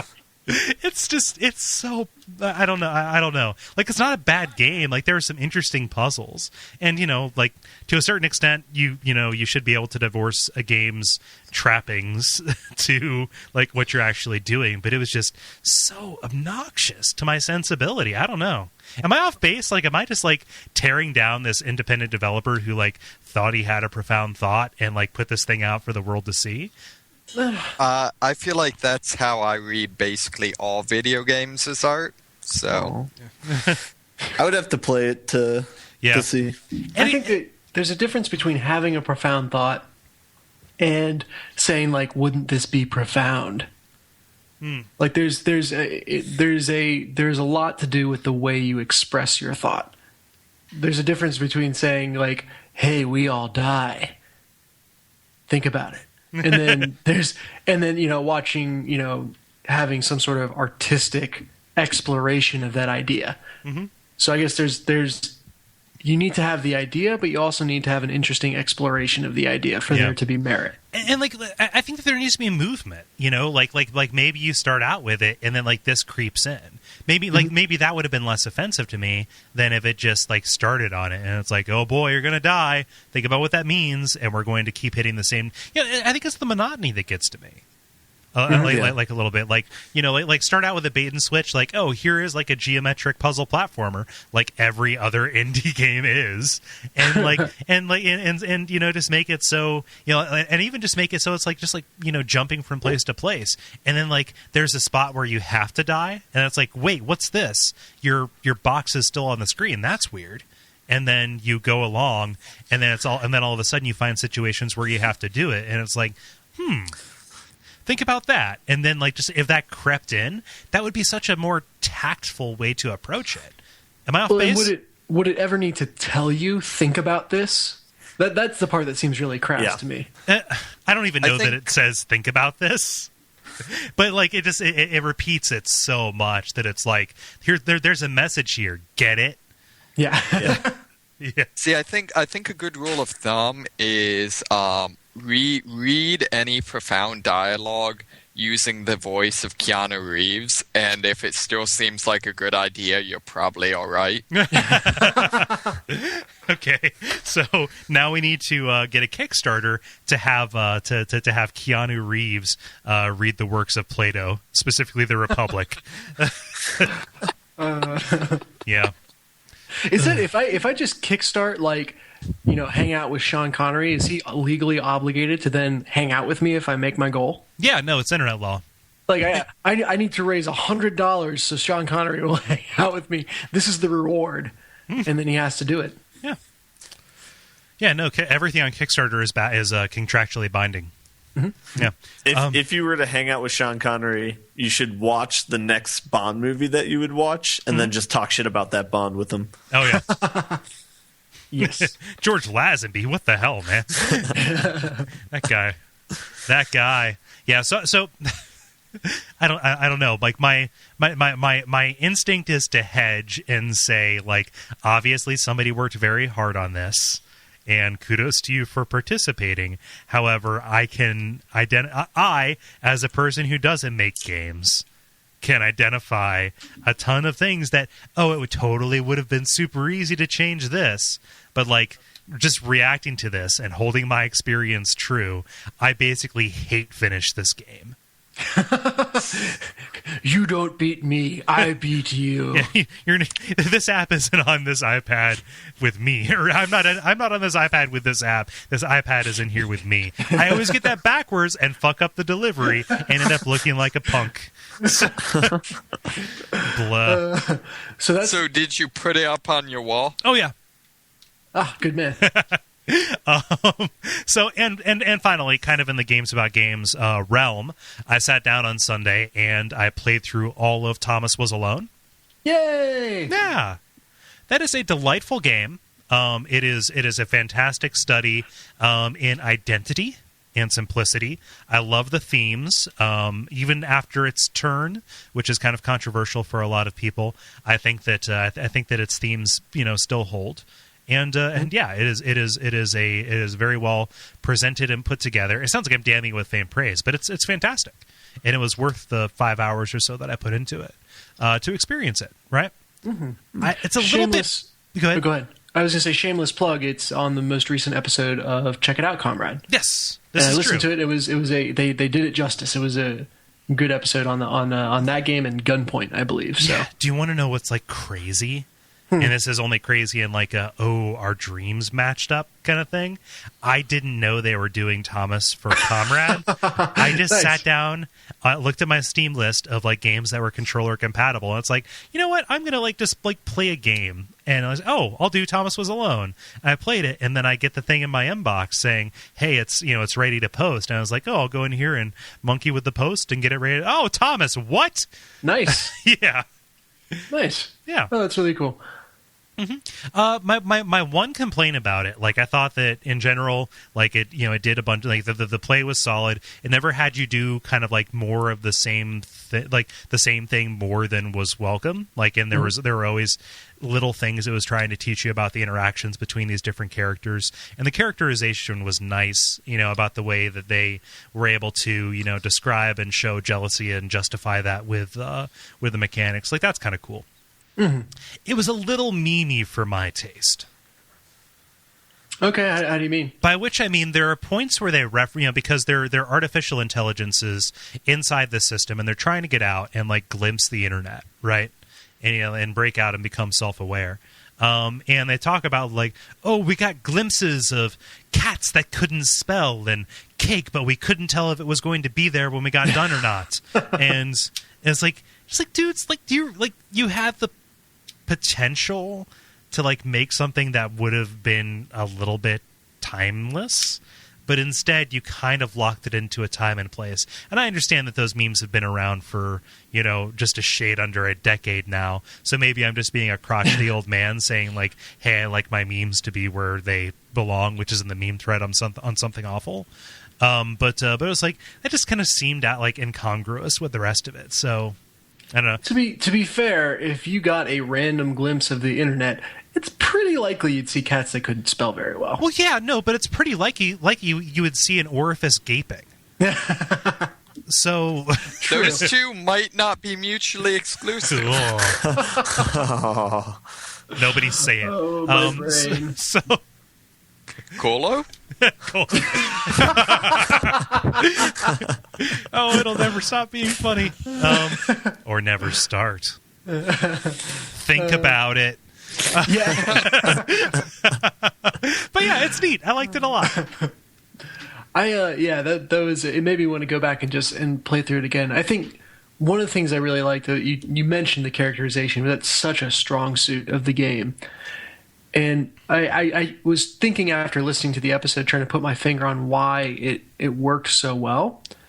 And especially when they start expanding to have like 7 different characters. Because usually when you expand like that, there's at least 1 or 2 duds in there. Mm-hmm. And I think what I really liked about it was that you kind of got to follow Thomas from the very beginning and kind of experience his story and meet other people through his eyes. But then as the game, got further in, you would meet up with people along the way or, start playing as people on the way and join them, further into their story, not at the beginning. But because you'd established that really, really well done beginning with Thomas, you kind of credited that quality of backstory to everyone else and imagine that they must have had a similar experience.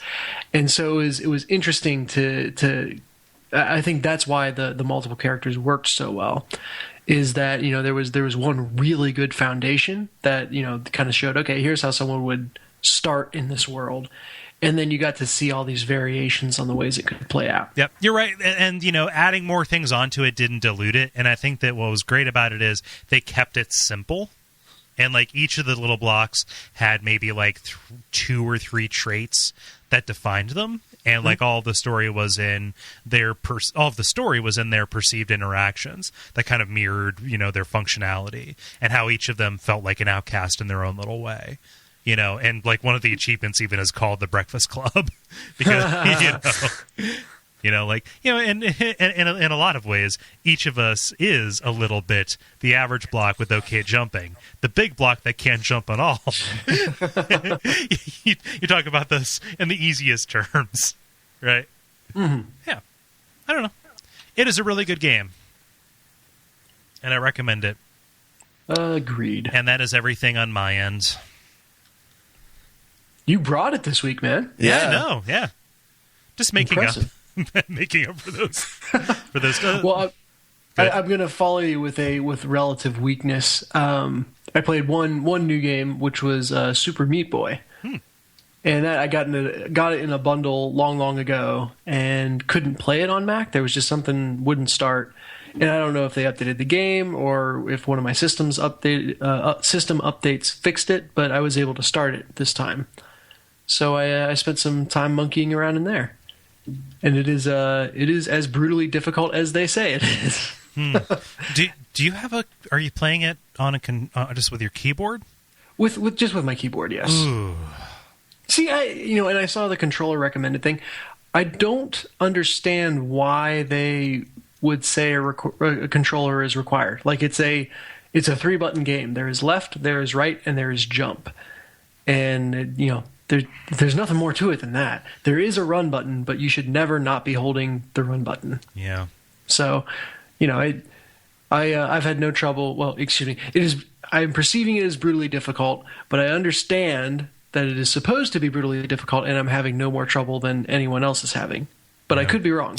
Maybe it is more brutally difficult for me than people on a controller. Who knows? I just don't know that I would get the precision that I would want. The precision that I, as a hardcore gamer, deserve without the I can't think of a company. Mad Cats? Yeah, without the Mad Catz Slam Pad, powered by Gamer Fuel. Yeah, it has a Gamer Fuel dispenser right on it. Plays hell with the electronics, but yeah, No, but sometimes you have to make sacrifices for quality.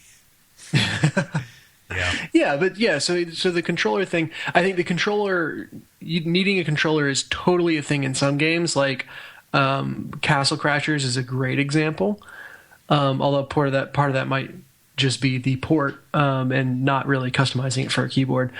But with Super Meat Boy, I've had no trouble. It's been interesting watching the bell curve, I guess, or the exponential curve of my deaths.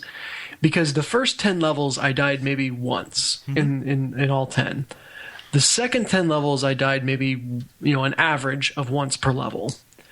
And then the third 10 levels I died like an average of 10 times per level. So it's interesting to see that ramp up here. Yeah. Well, how do you take the how are you reacting to the little display at the end of a level where you see all of the little ghost meats do their thing? It's fun. I'm almost disappointed when there aren't very many of them on the screen. Hey, Dennis, look at how many of you died. Which one is the real you? How can you be sure that the you that you are is the same as the you that's there? Oh, wait, there's this. Oh, wait, if you are the same, then you're dead. Maybe we're all dead. Think about it. Wait. At what point does this game just become as written by M. Night Shyamalan? Oh, that's good. Sorry. That's good. No, that's excellent. You know what? I might actually draw a line in the sand. I might actually make that like my just, you don't fuck with that around Kole thing. And anytime I see it, even when it's done well, I just go into like one of those little monologues that ends with think about it. Yes. Yeah. I approve. Sorry. I don't think he, and maybe I'm just thinking too much. I don't think he meant the anything to be any sort of commentary there. It's really just a fun, like, haha, look how hard this was. You did it. Yeah. And it functions great as that. Yeah. It's great because it's like, look at the mistakes you made. Yeah. It's like, I can see exactly where I went wrong now. Mm-hmm. Or, you kind of try to pick out early on. I know I had that one really frustrating death. Where is it? Oh, there it is. And I got past it. So yeah, that's a lot of fun. And I'm glad, like I said, I don't know what caused it to work on Mac now, but I'm glad I'm able to play it. So that's been a lot of fun. Cool. Yeah. And then Dark Souls 2, and more Dark Souls 2. More invading, more not as much co-op, but a little more invading. It's been very interesting. Usually my approach to games is to beat the single player and only then go to the multiplayer. And I mean, just with Dark Souls, the nature of getting invaded is that interrupts you, of course. But I've found that whenever I am unsure as to what to do next, the multiplayer elements are my chorus to the single player areas in the game. Yeah. So I'll beat a boss and then I'll go do invading in that area for a bit. And then, I'll find a new area, but go back and do some sunbrowing. And then, it's a very nice kind of rhythm to the game that has caused it to feel much less frustrating when I'm butting my head up against a wall. Yeah. You were sending me some great texts over the weekend. Yeah. Oh God. Yeah. I've started muttering to myself, it's not a puzzle game. It's not a puzzle game. You're overthinking it. It's not a puzzle game. Yeah. So it's been a good time. And, anytime you're frustrated with an area, you can just go ruin someone else's day, and that kind of helps out. So yeah. So is it a lot easier to do co-op this time around? So much easier. Yeah. I've never waited more than 10 seconds to have a summon sign taken. So yeah. And on the same token, like if you are trying to summon somebody, when a sign pops up, like you have to grab it as soon as possible because somebody else is going to take it. But a new crop is going to show up in the next minute anyway. So yeah, I've my policy is I will always touch red summon signs. Yeah. So that's where someone is asking, "Pretty please, may I invade you?" Mm-hmm. And I respect that. Like that is a that's a tough thing to do to mm-hmm. invite people in. So even if I don't feel fully prepared for it, as long as I'm not, knee deep in a new area, I will always bring in the red summon signs. Yeah.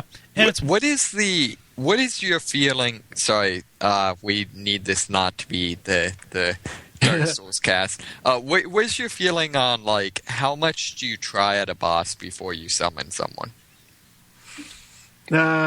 Once enemies start disappearing, I'm like, all right, time to finish this. Yeah. So, I mean, I don't think that there's any shame in summoning somebody. I think that if anybody's going to be like, you didn't play the real Dark Souls because you didn't solo every single boss. Like, No, if that's something dumb. you want to do for yourself, that's fine. But, like, they put it in there. It's a part of the game. And, like, you know, I think that out of courtesy to the people that you're summoning, like, maybe try the boss for yourself a couple times so you learn its patterns.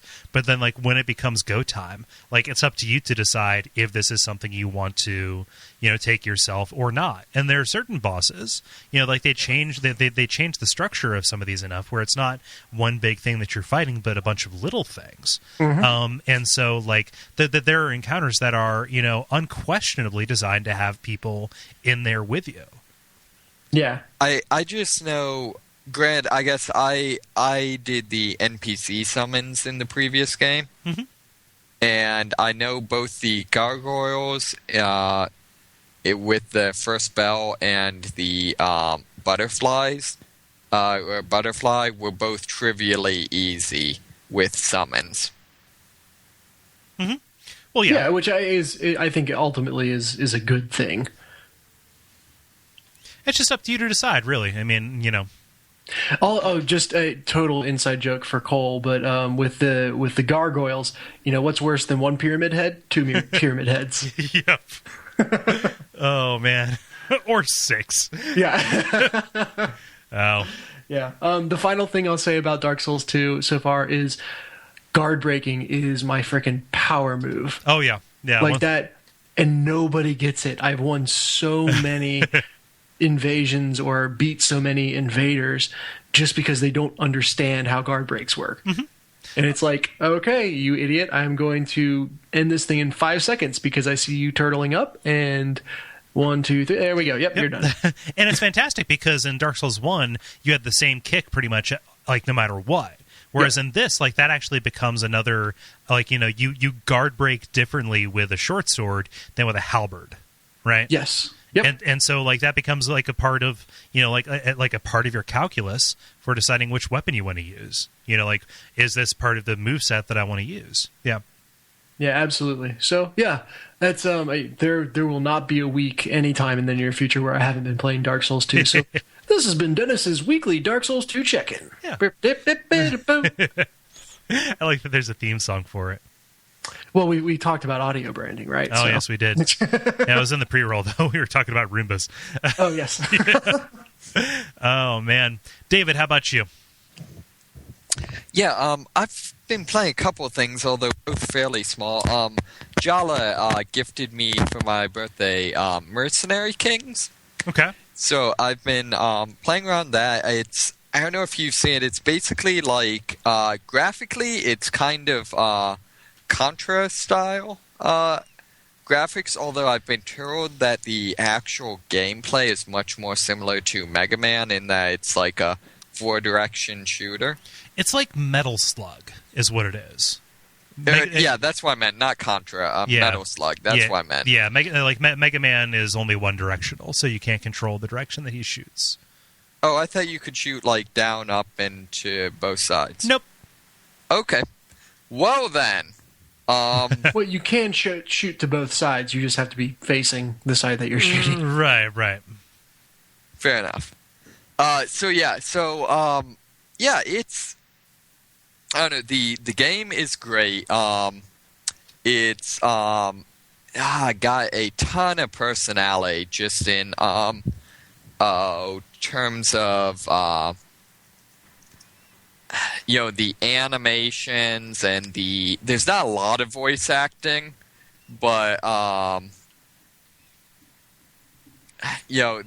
what is in there is just really, really cool. And then the graphics, it's the same guy that did Scott Pilgrim versus the World and Pirate Baby's Cabana Battle. Yeah. No, it I know. It looks wonderful. Yeah, no, it's truly, it's very, very good. As a side note, if you've never seen it, YouTube Pirate Babies Cabana Battle. All right. Make sure you have your filter on. What? Oh, wow. Little much. Yeah. Oh, So, yeah, it's black and white. Yeah, so it's really good. It's also got kind of a, you craft your guns. It's kind of got, people seem to be comparing it to Monster Hunter, in that you, like, collect raw resources and then, craft your guns together. So, for example, I at one point had, like, a shotgun with, like, a, M16 magazine, and the barrel was the end of a tuba. So yeah, it's really all over the place. The downside though is it seems a little bit easy, and it tends to be a little repetitive because you tend to run through the same levels like a bunch of times. So that's unfortunate, but I don't know. It's still worth playing. Like with the weapon customization thing, you're almost making it sound like Borderlands. It sort of, yeah. I mean, it has definitely that vibe. A little bit less emphasis on just like weirdness in terms of how the guns actually perform. You can get things where, like, your bullets bounce or, like, they'll fly through walls and stuff like that. But for the most part, it's just, like, rate of fire, power, stuff like that. Mm-hmm. Well, and you are upgrading it versus it being randomized, right? Yeah, I suppose, yeah. That's true. I have found, I don't know, at least for me, maybe this is just my game playstyle, but I found the shotgun style weapons to be a little overpowered. They don't have a lot of fall off, and they're generally semi-automatic, and you have to reload, but you have unlimited ammo. So pretty much I just mash the button and just fire a volley at enemies. Nice. But still good stuff. Mm-hmm. Is it co-op at all? Yes, it does have co-op. I believe it's 2 players online, 4 players local. Oh, that's weird. Yeah, something like that. I could see that being the case. Yeah. So the plot line makes absolutely no sense whatsoever.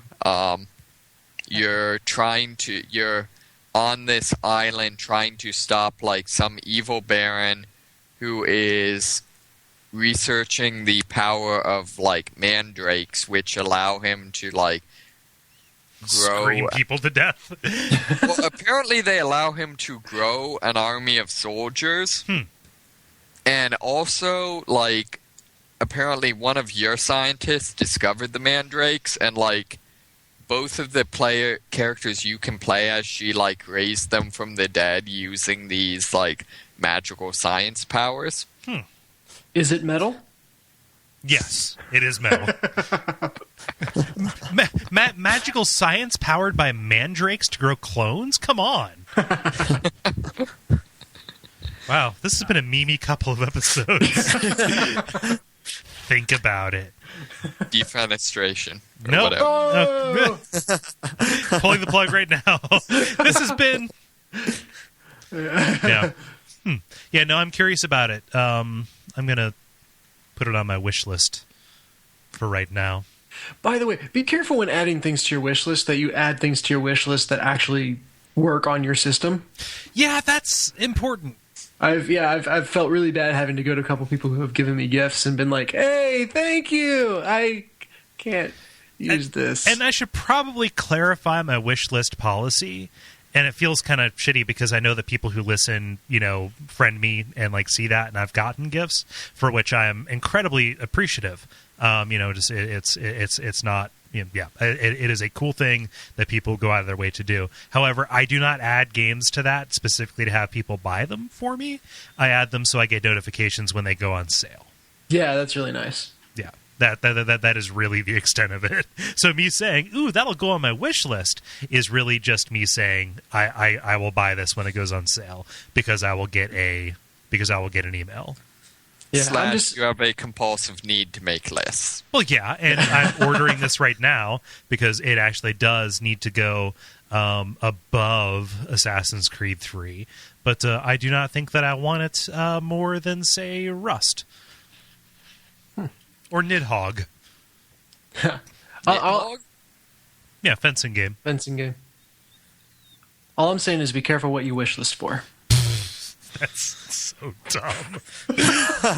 you knew it when you said it, so that means you had the power to stop it. Yeah. Yeah, but I mean, really, Kole. I think. Yeah. So. Sorry. That's fine. Good. Oh, sorry. Was there anything else on that? No, I'd like to hear what else you played. The other thing actually is a little bit old. I played it a little bit ago, but I've kind of been doing the hiatus thing. Have any of you guys heard of Ingress? No. It's a mobile game that's actually put out by Google. But it's basically, it uses the phone's GPS, and it's kind of a augmented reality type game where like landmarks around wherever you are. Real world landmarks have been GPS tagged, and there's a process like in game to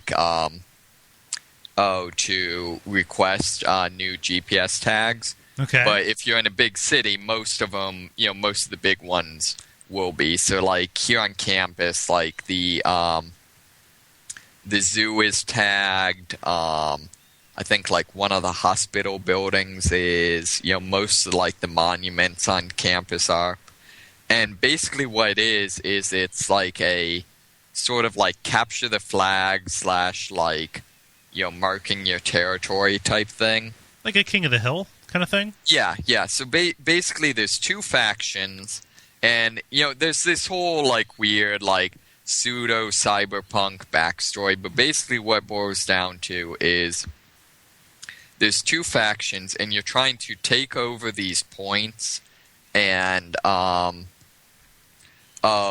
when you are able to like connect 3 points, you can link them together, and any of the area within that triangle is claimed for your team.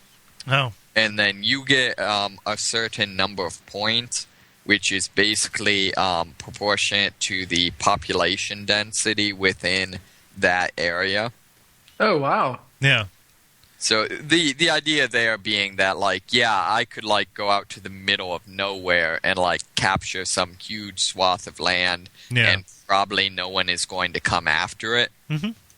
But it won't be worth as much. Whereas, like, if you're on campus and you're trying to hit the points around it, that might actually be more contested, but worth a lot more. Exactly. And the way there's a whole system with how you capture them. Basically, you also can go around and hack the points, and you can hack them whether they're friendly or not. And those give you items that will be like, like an item might allow you to attack a point, or might be something you'll use to upgrade a point so that when someone tries to hack it, every time they do it, it damages them a little bit. Or things like that. David, this sounds fucking rad. Yeah, it's actually really interesting. Apparently, it's become kind of a... it kind of pulls in some of the geocache vibe, and that, some of it... Part of the game is sort of the social aspect of, you're walking around campus and, coordinating with the other people and stuff like that. Yeah. Well, just the idea that there are sides, and like immediately you start getting paranoid. Like, okay, this person is like really, really like giving Fountain Square the stink eye. You know, Right. And it's fun for me because like most of the people in like my or a lot of the people in my department at the college like are really into it, and so it's things where like, for example, like you can't trade items, you have to drop them on the ground and then have your other teammate there to pick them up. So like one of our like department mates like suddenly one of the guys like stands up from the lab and like walks out, and so the other guy figures out that he's going to collect a drop, and so like runs out and waits for it to happen and starts taking the items. Just like stuff like that, where it's there's a lot of meta to the game. Yeah, no, I mean, and that is what you hope for with something like that extends outward. This stuff is so fucking fascinating to me. I just oh, go ahead. Sorry. No, I was really just going to keep gushing. You probably have a more salient point, so go ahead. Not really. I was gonna say, I just want to imagine how this looks to someone who has no idea this game exists. Like, man, every day at 10, this guy walks past the Bearcat statue, and then every day at 3, this other guy, walks past.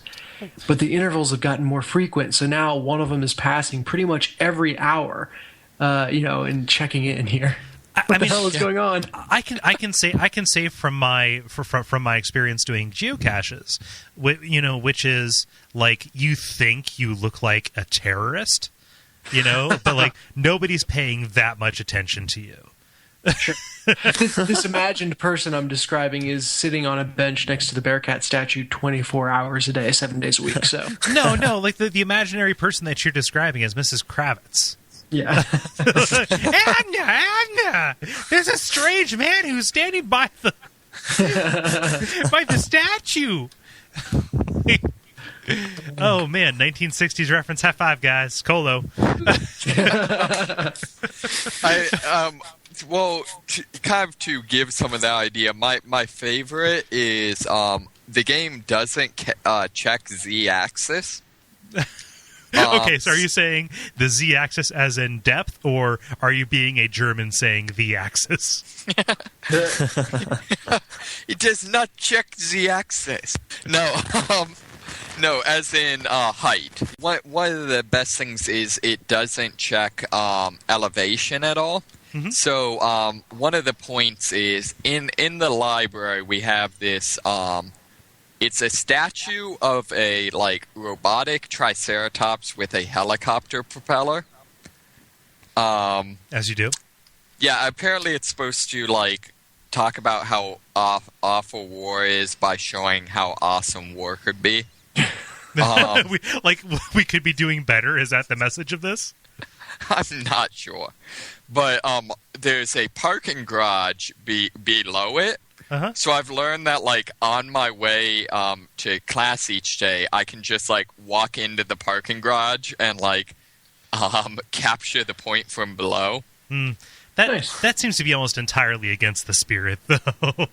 I don't know. Like, I feel like when it's to the point where it's very explicitly, like, learning the layout of the campus, I feel like that's within the spirit. Oh. But... Yeah, I love that idea, and I love the idea of, like, if they had it so that, your phone could detect somebody who was nearby, who, like, was also, like, participating in that, like, marking you or giving you, like, a bing, bing, you have somebody in the area. Like, just, like, something to mess with that proximity. Like, I would love the idea, like, with some of these bands or with some of these phones, or these apps, like, let's just make GDC, or let's make, like, Comic-Con into this big ARG, right? Yeah. See, I'm just imagining walking into this room and blink. It's like, one of you sons of bitches. Where are you? Which one of y'all dead motherfuckers captured my point? Yeah. Just flipping tables in the school library. What the hell is going on? This campus security comes up. This is bigger than the campus. Triceracopter. Oh man, crazy! Yeah, no, this is good. So it's not out on iOS yet, but it's coming out this year. That'd be great. I hope it comes out when the weather is still good, because that would be fun to to find some, to do a little bit of participating in that. Yeah. I'm sure no one at Epifio would be into that. Oh, no, they'd be all about it. Like, we could form a team, actually. Oh, like, you've got a ton of... I sounded real sarcastic.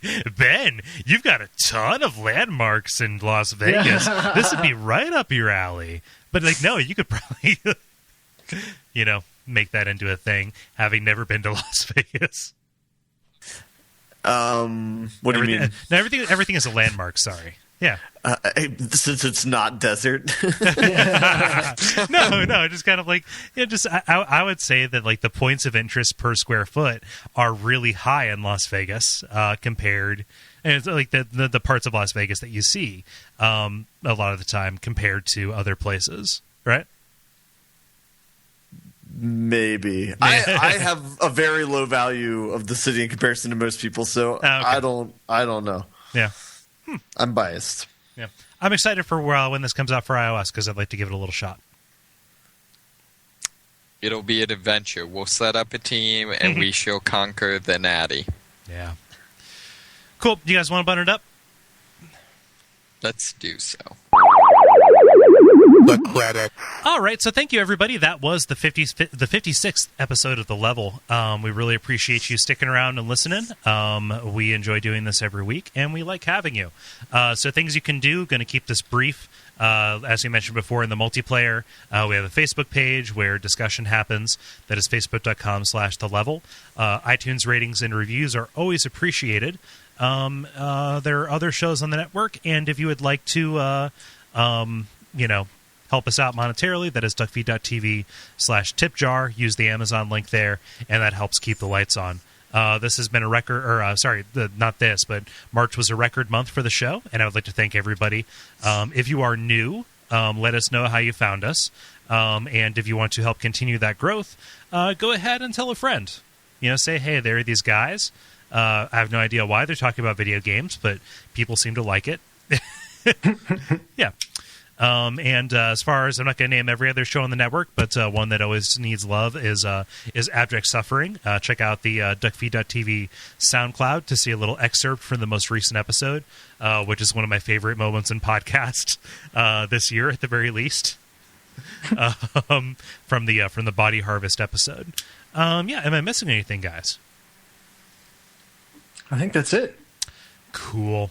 We will have a page up for meme submissions soon. Ugh, I don't want that. I really don't want that. No, not for the existing memes, for new memes. We're going to go for the most memes in a podcast. No. Because what's going to happen is, like, people are like, God, Doge.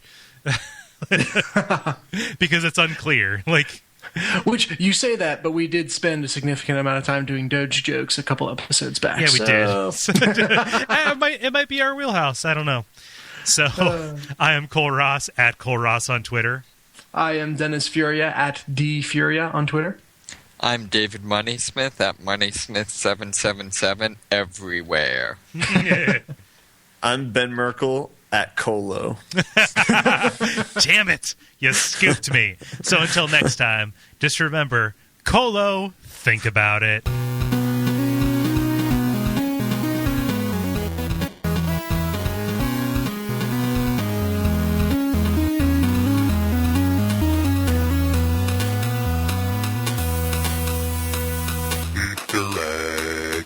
Hey, Ben.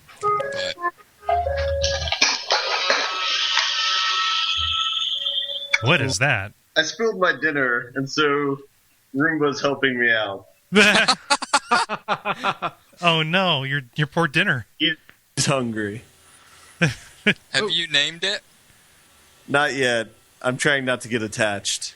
Okay. Apparently 80% of people name the Roomba. 80%? Yeah, like, I saw something, it was, like, statistics on the idea of, like, personifying robots, and it was, like, some, like, fairly high percentage, like, has taken the Roomba with them on, like, family vacations. That's insane. How many have, what's the percentage of people who put googly eyes on their Roombas? I don't know. I would hope not people. Yeah, not high enough is the answer to that question. Factory standard. Factory standard is the right answer. That's a good point. Like, I'm going to go write them an angry letter about how that is not an option. Yeah, no, it totally should be. Does it always sing that little song when it gets to work? That doo-doo-doo? Yeah, it does. Huh. It whistles while it works. Our washer and dryers have a little melody that they play when they finish up, which is just the happiest thing that I've ever heard. Yeah. And That really disturbs me on some deep level. Yeah.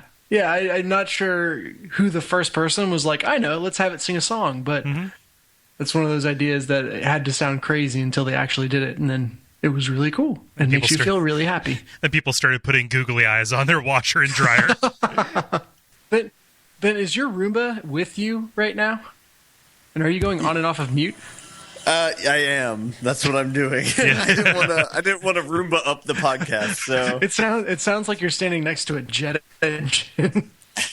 Well, he actually got the industrial class Roomba. He truly is standing next to a jet engine. Yeah, this is of a small dog. Yeah, it's from Boston Dynamics. It's the. It is both cleaning and incinerating my carpet. Yeah. Roomba 9000. You may not agree with his methods, but he gets the job done. He gets results. Damn it. You're a loose cannon, Roomba. Oh, man. Have you DJ Roomba'd it?